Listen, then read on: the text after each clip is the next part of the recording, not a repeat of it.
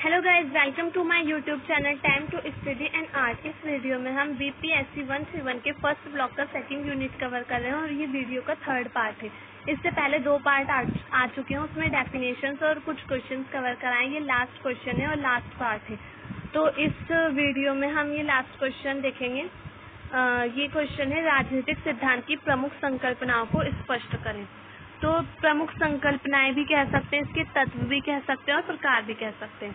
इसके कौन कौन से तत्व हैं ये कह सकते हैं। तो इसके आंसर में राजनीतिक सिद्धांत की विभिन्न धारणाओं को पहचानना और वर्गीकृत करना बहुत मुश्किल है। जब सिद्धांतकार अभ्यास करते हैं तथा विभिन्न धारणाओं, अवधारणाओं तथा परंपराओं का चित्रण करते हैं तो कठिनाई उत्पन्न होती है। लेकिन फिर भी राजनीतिक सिद्धांत में 3 अलग अवधारणाएं उभरी, जिनके आधार पर अतीत और वर्तमान दोनों सिद्धांतों की अवधारणाबद्ध जांच और मूल्यांकन किया जा सकता है। अब राजनीतिक, इसे धारणा भी कह सकते हैं, संकल्पना, तत्व या धारणा। तो राजनीतिक सिद्धांत की 3 धारणाएं हैं, अवधारणाएं हैं, जो बहुत ज्यादा इम्पोर्टेंट है। 3 अवधारणाओं में पहली आती है ऐतिहासिक अवधारणा। फर्स्ट है ऐतिहासिक अवधारणा, सेकंड है सामान्य और थर्ड है अनुभवजन्य अवधारणा। तो ऐतिहासिक अवधारणा में देख लेते हैं। इसके मैंने पूरा लिखा नहीं है, बस छोटे छोटे से पॉइंट्स बने हुए हैं। फर्स्ट, ऐतिहासिक दृष्टिकोण है राजनीतिक सिद्धांत का। तो कई सिद्धांतकारों ने राजनीतिक सिद्धांत का निर्माण इतिहास से अंतर्दृष्टि और संसाधनों के आधार पर किया। इस दृष्टिकोण के मुख्य विचारक सेबाइन है। तो जो राजनीतिक सिद्धांत है, इसका निर्माण किया गया था इतिहास के आधार पर, इतिहास के संसाधनों को आधार बनाकर, अंतर्दृष्टि के आधार पर क्या क्या उन लोगों की विचारधारा थी, उनकी दृष्टि में क्या था, तो उसको आधार बनाकर राजनीतिक सिद्धांत का निर्माण किया गया। और इसके जो विचारक हैं वो सेबाइन है। सेबाइन ने राजनीतिक सिद्धांत की प्रकृति का वर्णन करके ऐतिहासिक घटनाओं तथा विशिष्ट परिस्थितियों का जवाब दिया। इतिहास में जो घटनाएं हुई थी और परिस्थितियां थी उस समय की, तो उन सबका उन्होंने वर्णन किया, उनका जवाब दिया और उन्होंने इस सब का जवाब में राजनीतिक सिद्धांत की प्रकृति के बारे में बताया। दूसरे शब्दों में राजनीतिक सिद्धांत स्थिति पर निर्भर होता है, जिसमें ऐतिहासिक स्थिति एक समस्या उत्पन्न करती है, ताकि राजनीतिक सिद्धांत के समाधानों का ख्याल रखा जा सके। अब इसमें बताया गया कि राजनीतिक सिद्धांत, ऐतिहासिक राजनीतिक सिद्धांत, वो स्थिति के आधार पर निर्भर करता है, ताकि जो समाधान है उनकी जो समस्याएं उनका समाधान ढूंढ सके, उनका ख्याल रखा जा सके। मतलब पहले जमाने में, पुराने टाइम में, हमारी हिस्ट्री में जो समस्याएं उत्पन्न हुई हैं, तो उनकी स्थिति जो होती है उसके बारे में बताया जाता है, पढ़ा जाता है, लोग पढ़ते हैं, ताकि आज के समय में वैसी समस्या दोबारा से उत्पन्न ना हो सके। ये परंपरा से अलग है। कॉबबान कहते हैं कि परंपरागत विधियों से हमें इतिहास के बारे में पूरी जानकारी मिलती है। अब कॉबबाइन भी ऐतिहासिक दृष्टिकोण के एक विचारक हैं, जो परंपरागत विधि से संबंधित बताते हैं कि परंपरागत विधि से भी हमें इतिहास के बारे में जानकारी मिलती रहती है। ये राजनीतिक सिद्धांत की समस्याओं पर विचार करने का सही तरीका है। अब वो कहते हैं कि राजनीतिक सिद्धांत की जो समस्याएं हैं, उन पर हम परंपरागत विधियां हैं उनको ध्यान में रखकर, उनको आधार बनाकर उस पर विचार कर सकते हैं। उसका यही एक सही तरीका होता है। हमारा अतीत राजनीतिक सिद्धांत के निर्माण में महत्वपूर्ण भूमिका निभाता है, ये भी कॉबबान कहते हैं। कॉबबान कहते हैं कि राजनीतिक सिद्धांत के तरीकों पर अगर प्रकाश डाला जाए तो ये न केवल प्रभावशाली और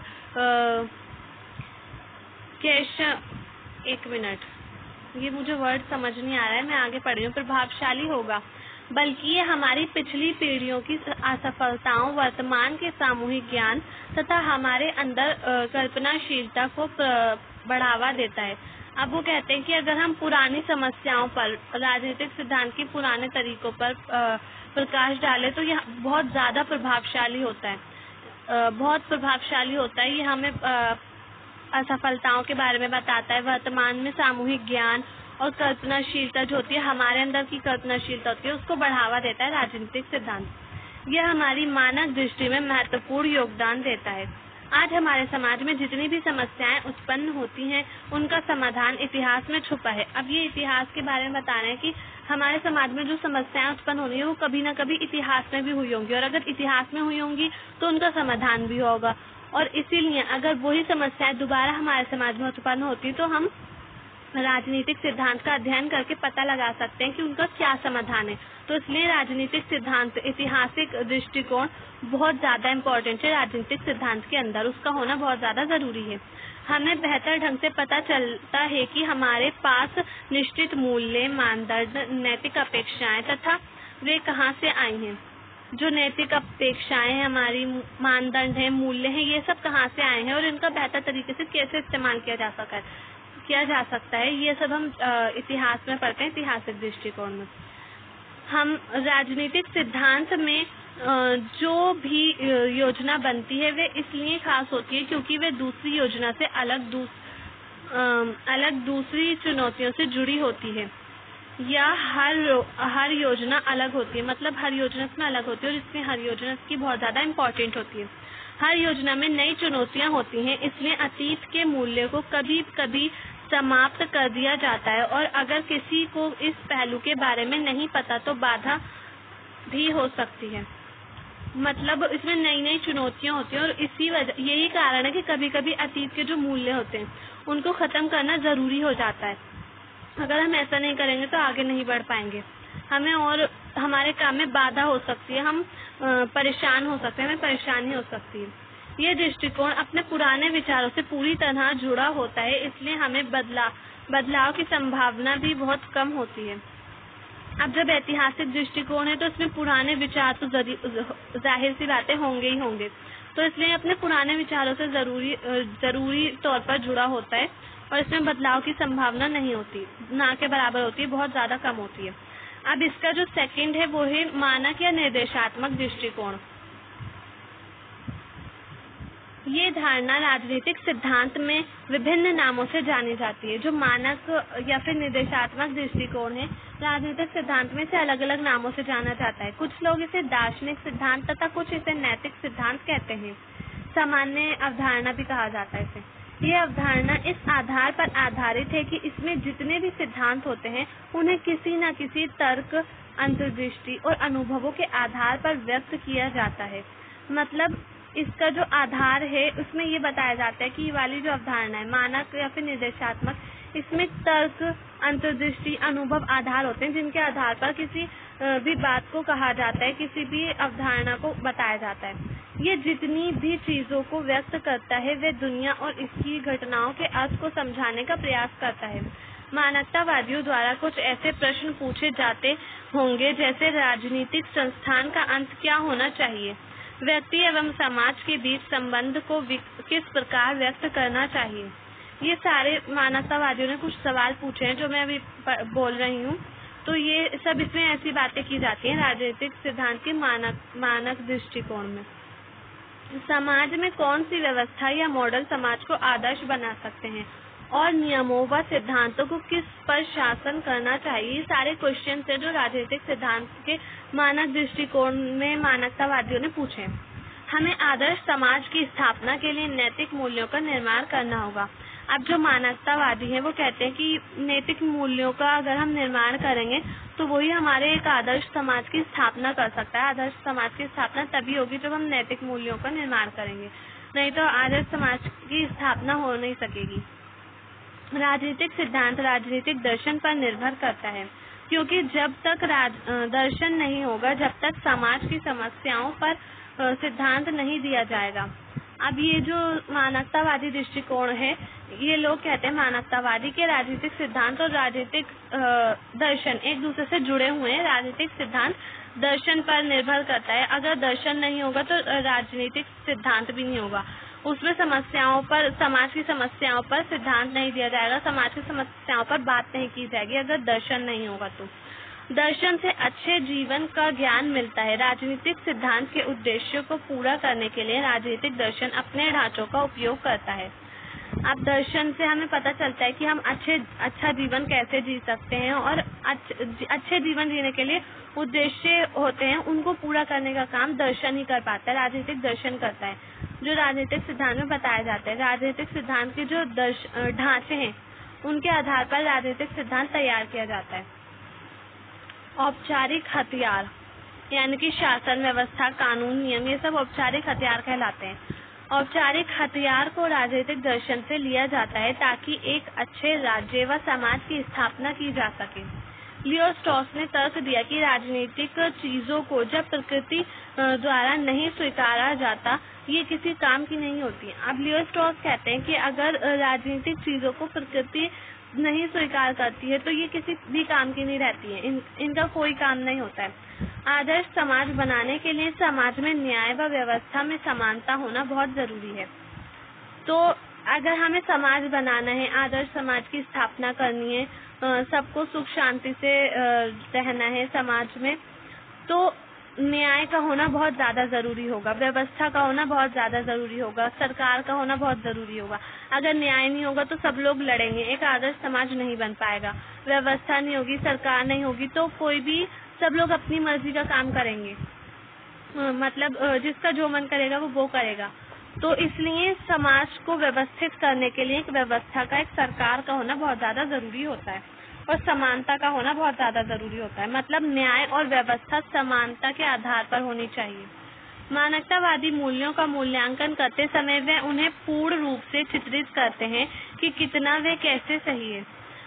वो मानवतावादी कहते हैं, मतलब जो भी समस्याएं होती है, मूल्य होते हैं, उनका मूल्यांकन करते हैं, उसको पूरी तरह से वो बताते हैं कि ये कितना सही है और किस तरह से सही है, कैसे सही है, क्या क्या है, उसके बारे में सब कुछ बताते हैं मानवतावादी।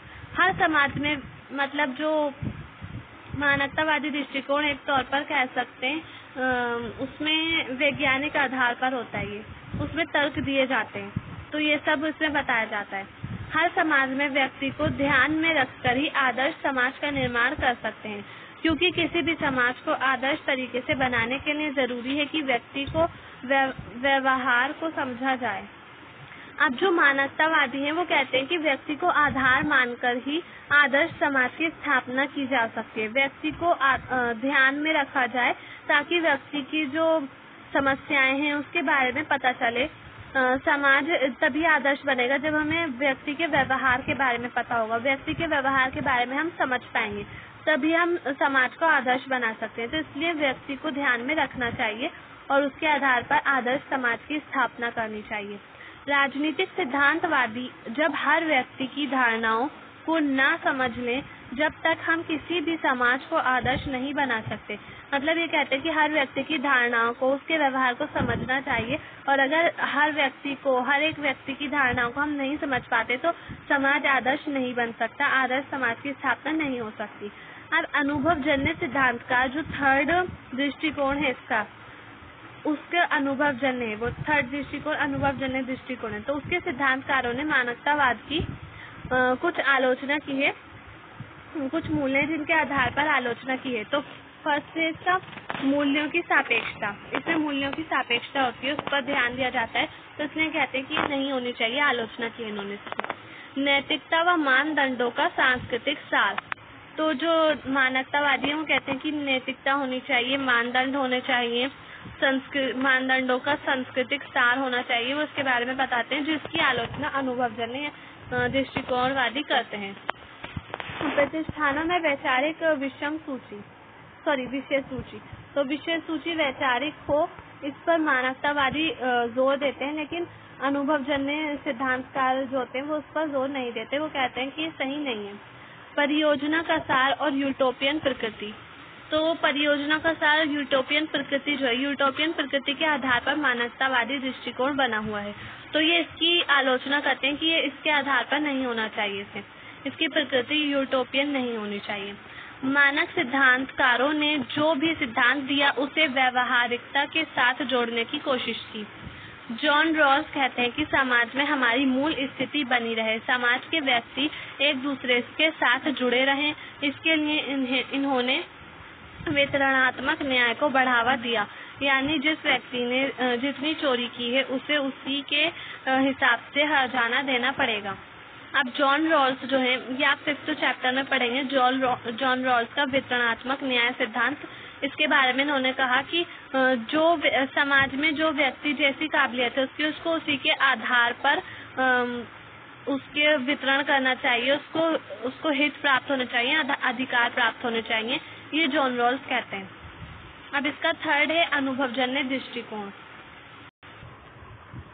अनुभवजन्य दृष्टिकोण को 20वीं सदी में राजनीतिक सिद्धांत की एक अवधारणा के रूप में जाना गया है। अब जो अनुभवजन्य दृष्टिकोण है वो 20वीं सदी में इसकी शुरुआत हुई, एक अवधारणा के तौर पर इसका निर्माण हुआ 20वीं सदी में।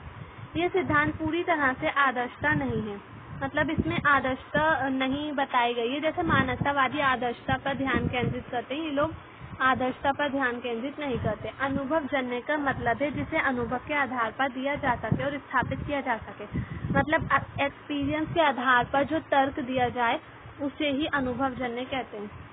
उसे तर्क दिया जाए या फिर स्थापित किया जाए उसे अनुभवजन्य कहते हैं। तो अनुभवजन्य दृष्टिकोण में क्या होता है कि एक्सपीरियंस के आधार पर लोग तर्क देते हैं, एक्सपीरियंस के आधार पर ही सब कुछ इसमें बातें कही जाती हैं। ये अनुभवों के अवलोकन से सिद्धांत को उत्पन्न करता है।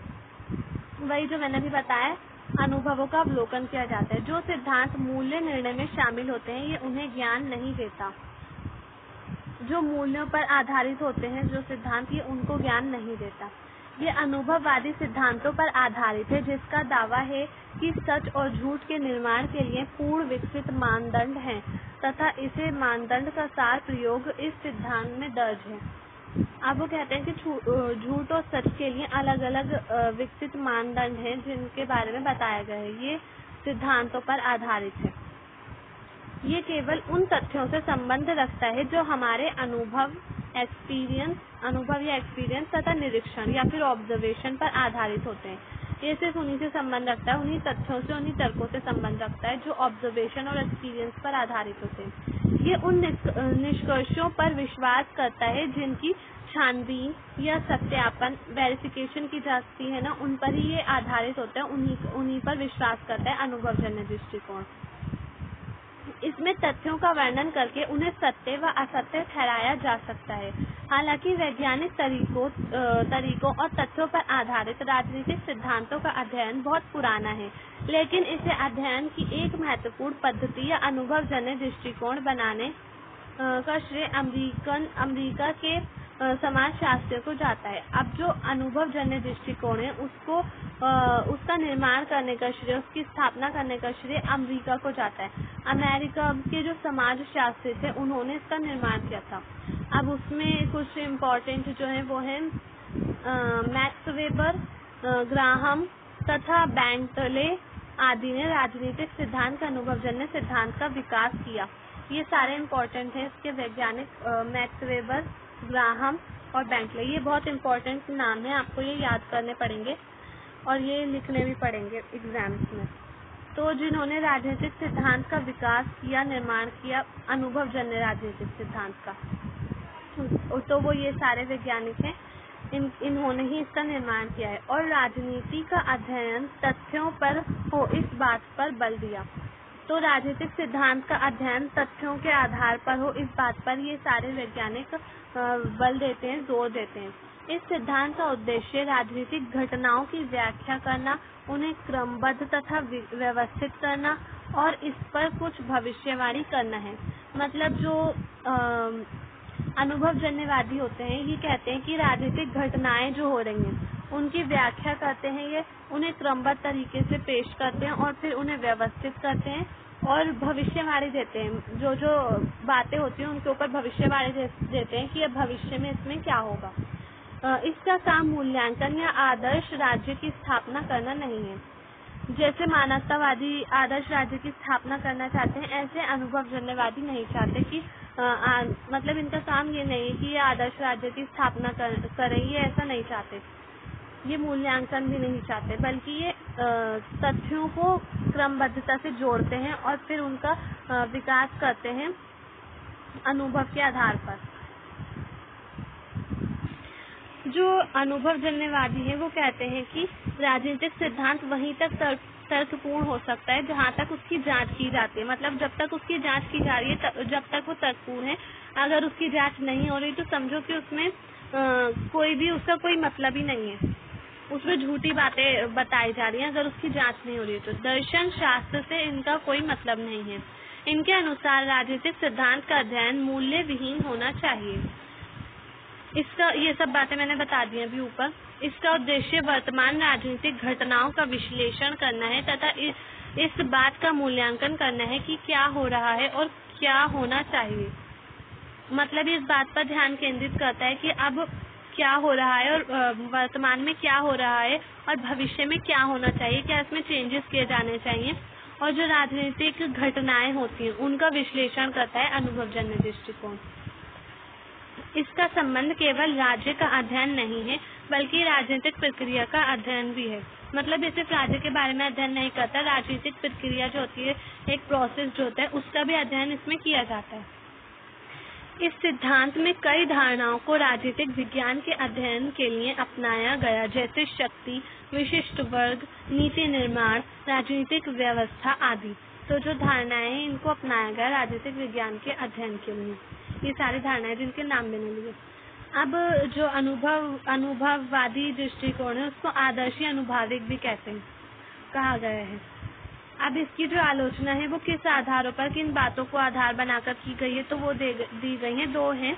वैज्ञानिक पद्धति पर बहुत ज्यादा बल और महत्वपूर्ण सामाजिक तथा राजनीतिक मुद्दों को नकारने के कारण ये सिद्धांत 1960 के दशक के बाद अधूरा लगने लगा। अब इसमें वैज्ञानिक मूल्यों पर बहुत ज्यादा, वैज्ञानिक पद्धति पर बहुत ज्यादा बल दिया गया। बहुत जो महत्वपूर्ण सामाजिक और राजनीतिक मुद्दे थे उनको नकार दिया गया। तो ये 2 कारण बने 1960 के दशक के बाद, जो ये अधूरा सा लगने लगा, इसका प्रयोग होना बंद हो गया। और तीसरा है इसका राजनीतिक ढांचे में मानव जीवन से संबंधित मूल्य होने चाहिए, जिन्हें सिद्धांत ने अनदेखा कर दिए। अब इस सिद्धांत में मानव जीवन से संबंधित जो मूल्य थे उनको अनदेखा किया गया। फर्स्ट था इसका, इसमें वैज्ञानिक पद्धति पर बल दिया गया।